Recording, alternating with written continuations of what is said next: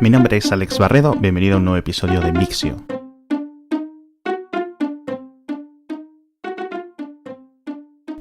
Hoy vamos a hablar de dos cosas. El primero es el aniversario del lanzamiento de la Voyager 2, que es esta sonda gemela o sonda melliza de la Voyager 1 que fue lanzada posteriormente por la NASA, que sirvió para explorar los 4 planetas exteriores del Sistema Solar, que por entonces no eran los 4 finales porque aún consideraban a Plutón un planeta por su cuenta, y cuyas fotografías, cuya información o a nivel de datos científicos que capturó fue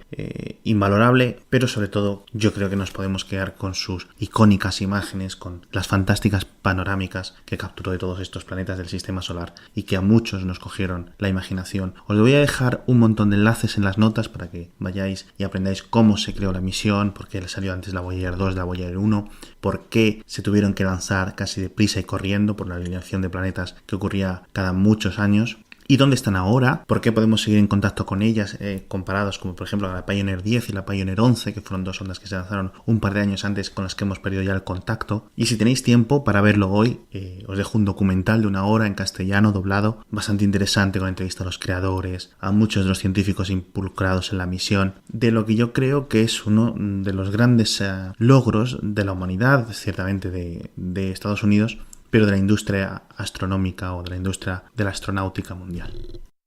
Y el otro tema que me gustaría comentar hoy, hay muchos más en la newsletter, pero me gustaría comentar un par, es la constante de Marchetti, que indica que el tiempo que pasamos yendo y viniendo del trabajo lleva siendo estable, incluso no solo desde Roma o desde Babilonia, sino desde tiempos neolíticos, desde mucho más atrás. Es decir, que las sociedades, según van evolucionando, según nos vamos organizando con nuevas formas de transporte, nuevo tipo de urbes, bajo nuevo tipo de culturas, siempre hemos estado más o menos empleando el mismo tiempo en llegar al trabajo o en ir y en volver de nuestras labores. A pesar de los aumentos, cambios de transporte, los cambios en la organización de las ciudades, ya digo,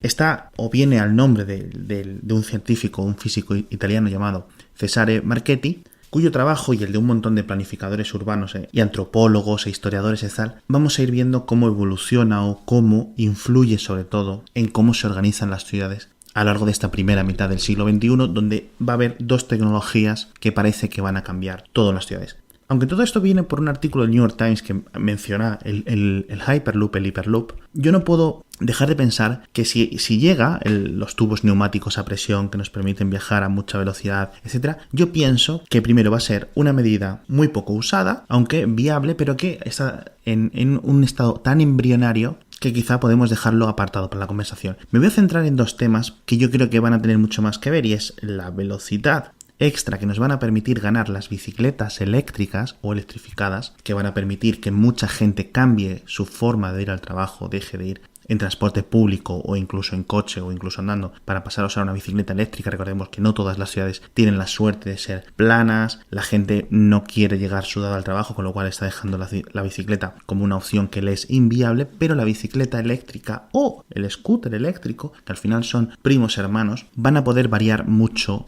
el cómo nos organizamos para llegar al trabajo, ya digo. Y el segundo es, obviamente, el tema de la conducción autónoma, la conducción electrificada en masa e incluso los vehículos bajo suscripción. Y es interesante la constante de Marchetti, ya digo, porque lo que indica es que parece haber un elemento sociológico, antropológico, psicológico o una combinación de ellos que nos hace entender como aceptables estos desplazamientos o este tiempo de desplazamientos. La bicicleta eléctrica, por ejemplo, o el patinete eléctrico o cualquier tipo de vehículo similar, va a requerir que sigamos nosotros prestando atención a la carretera, que nosotros nos vayamos por nuestra cuenta. Podemos ir escuchando música, podemos hacer otra cosa. Sin embargo, por ejemplo, elementos como el coche autónomo o un transporte autónomo son mucho más pasivos y permitirían a los trabajadores ir haciendo otras cosas aparte de llevar el propio vehículo, ¿no? Entonces aquí sacamos dos conclusiones. Una, la primera, toda esta evolución durante las últimas 2 décadas, pero sobre todo durante los últimos 5 años, 10 años, del teletrabajo está teniendo una influencia o está teniendo un efecto en las grandes ciudades, pero que estos nuevos métodos de transporte van a tener que ser tomados muy en cuenta a la hora de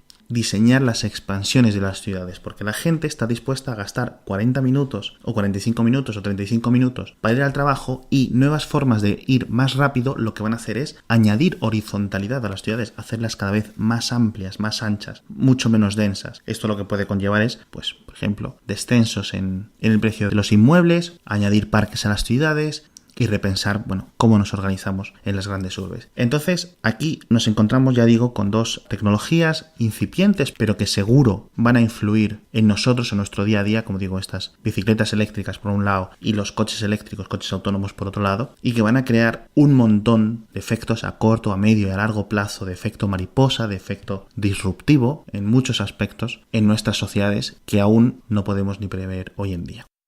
Hoy es un podcast un poco más cortito, os dejo más enlaces en la newsletter. Como ya sabéis, estoy intentando también poneros enlaces en hilos en Twitter estos días para ver qué tal, si os gusta, cómo lo vais viendo, cómo va funcionando, cuál es vuestra respuesta. Dadme cualquier tipo de sugerencias, cualquier tipo de medio en el que pensáis que os puede llegar Mixio pero no os llega. Ya lo estamos haciendo en Twitter, en Telegram, estamos haciendo la web con el feed RSS, el podcast, la newsletter, en Facebook, en LinkedIn. Quiero llegar a vosotros de alguna forma que os sea más cómoda. Así que si me falta algún sitio donde compartir los enlaces y compartir todos los datos que se publican en Mixio todos los días, pues decídmelo y sin ningún problema lo miraré.